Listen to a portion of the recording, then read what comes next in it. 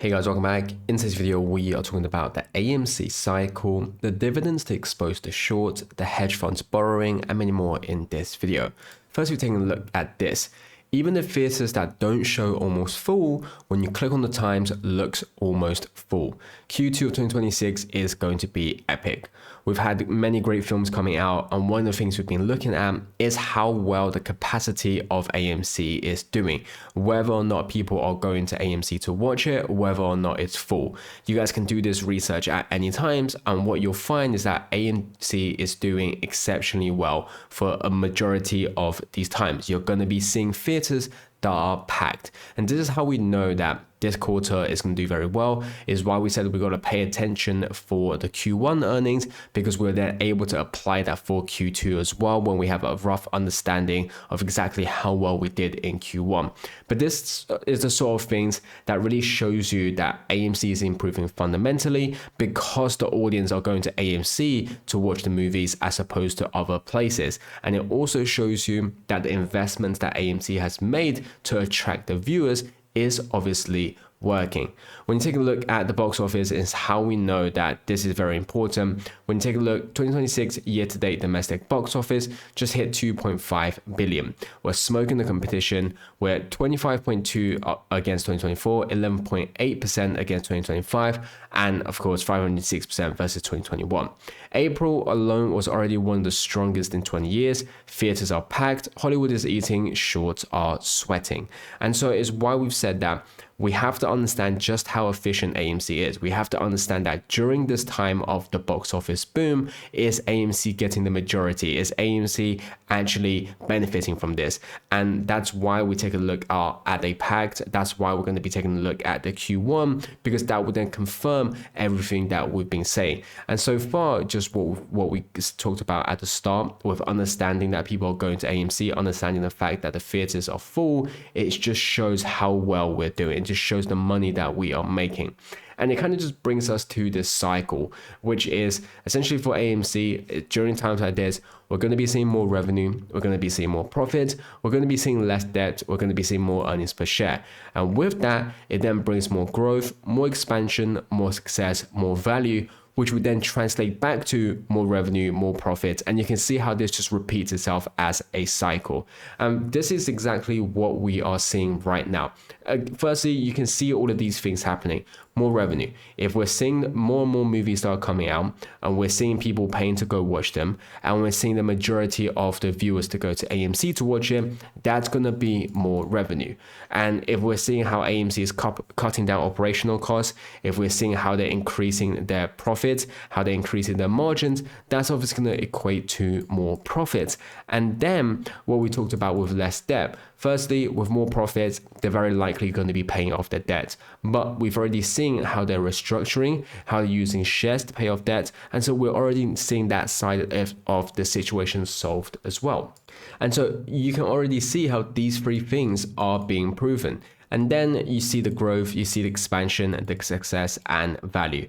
The growth, we talked about this with how well AMC is doing, with when you take a look at their revenue, their profit, their debt, these are all growth. When you take a look at their expansion, we talked about the premium theaters that they are trying to expand into and that they have, and it's one of the biggest reasons for how we're able to get the majority of viewers. These are all things that AMC is doing. And so it's how we're seeing these things happening, how we're seeing these cycles being implemented by AMC to know that they are going to grow as a company. And that's exactly what we are betting on. And a big thing for this to then go into would be, of course, a dividend. Now let's talk about this. Any mechanism that triggers an accurate share count will do the trick. A dividend is one of those mechanisms, but I suspect CEO Adam may have a few more unsaid and yet to be revealed tricks still to play in this game. So we talked about how a dividend for AMC would be extremely impactful against the short sellers. One of the reasons for this is because firstly, it can trigger an accurate share count. Secondly, we talked about this is when a company offers a dividend, the people who are shorting the shares actually have to pay the dividends first before the company. And when you understand that there are billions of synthetic shares of AMC, the shorts would have to pay for all those billions of synthetic shares that they have created, and that's easily going to eat into their capital. And this is why I've said if AMC were to offer a $1 dividend and there's a billion synthetic shares that is issued, then shorts will be responsible for paying $1 billion. Obviously this is an example, but you can see how impactful this is. And so this is how we know that this is something that could be major. Now, for AMC to get to that state, we need to see them to be in a even better financial position. We need to see the revenue, we need to see the profit. And that's why we've said with AMC kind of fixing up on what they're doing, improving on what they're doing, we're getting one step closer to this. But we shouldn't count out the fact that Adam Aaron may have other tricks still up his sleeve where he can obviously use. And again, this is something that it's obviously up in the air. I'm not confirming this, but we've seen it done in the past. Now, a big thing for AMC is that if/when the market decides not to price in value, take advantage of their mishaps and gain more share at a discount. This is what they don't want you to know or act on.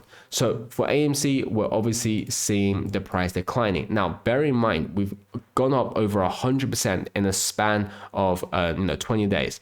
And so for us to see this pullback, this is completely normal. We are still above the 1.5, which was the calls that expired in the money. And of course, these options still exist and people are still fighting for that. But we are still up from the 0.93.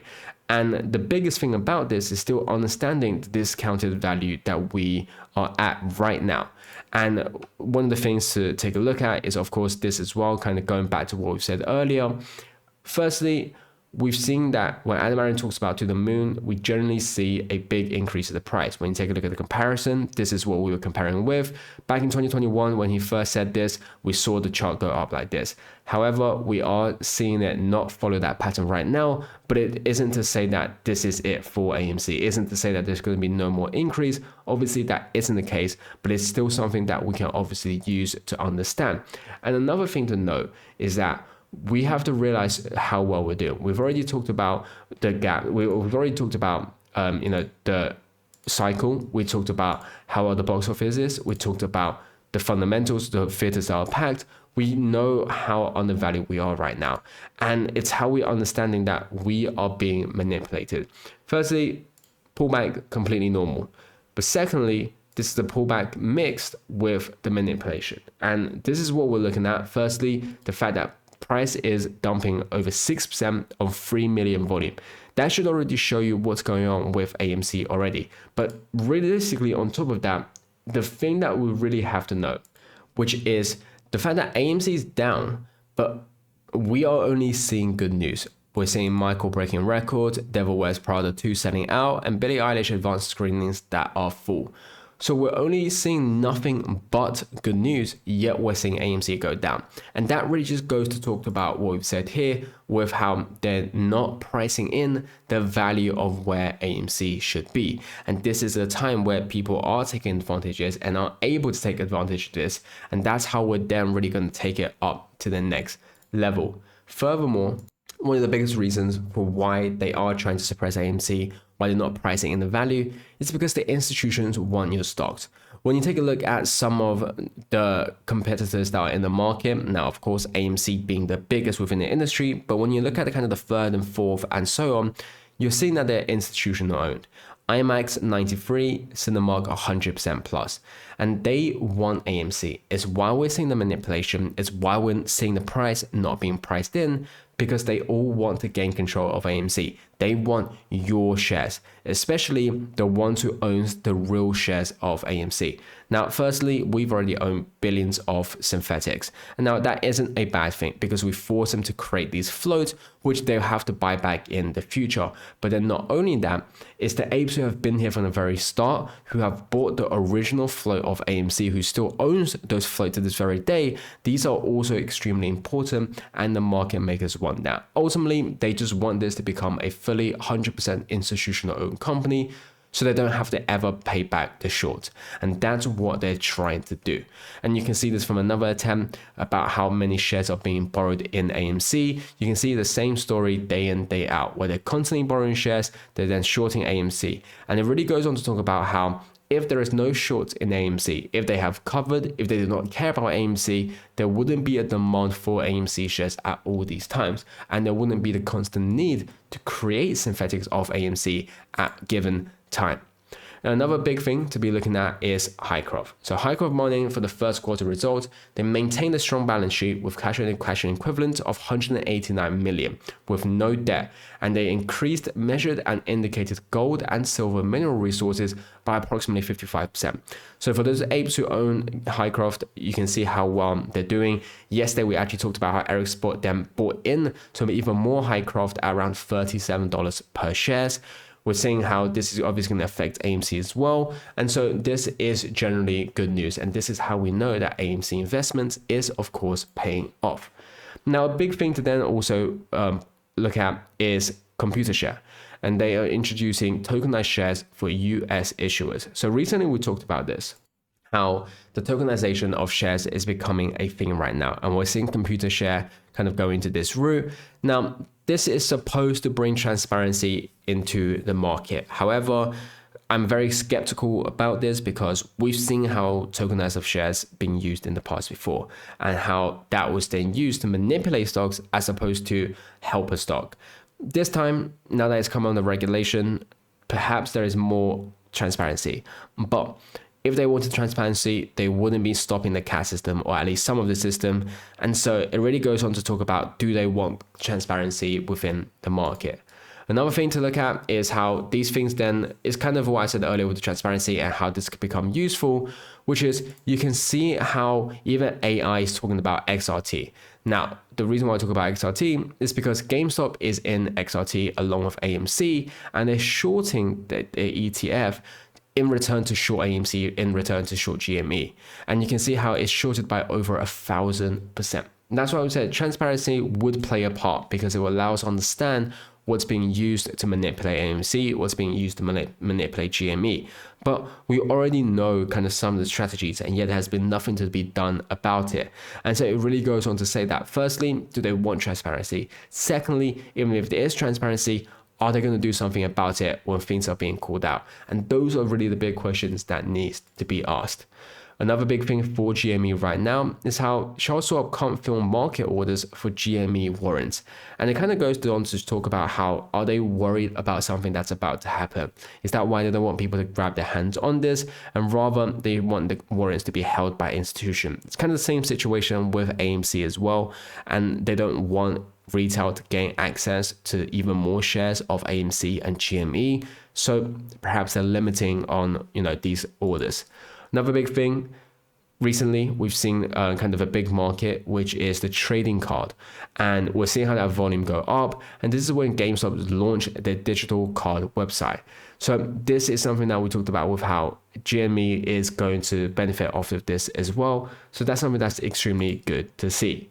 On the other hand, the people that are trying to screw over the retail, Robinhood, for example, extend losses to 12%. So we talked about the earnings yesterday. They didn't beat the EPS, they didn't beat the revenue, and now we're seeing how it's doing bad. And this is what happens when you're not targeting, or rather you're not appeasing your biggest audience. And you can see exactly what's happening, and people are now switching over to others. Another big thing, crude oil surges to 115 as President Trump prepares to expand the US blockade against Iran in the Strait. Now, this is extremely important because of the volatility that brings into the market. Firstly, as we're seeing oil go up, we're seeing the Japanese yen hit 160. And Japanese yen hitting 160 is something that's extremely crucial, which we've talked about multiple times in the past. But not only that, when we see volatility in the market, we see value being wiped out. You can see 200 billion wiped out from the US market as we saw oil spike above $100. These are all things that's causing massive volatility, that's going to get rid of collaterals, that's going to margin call market makers and institutions.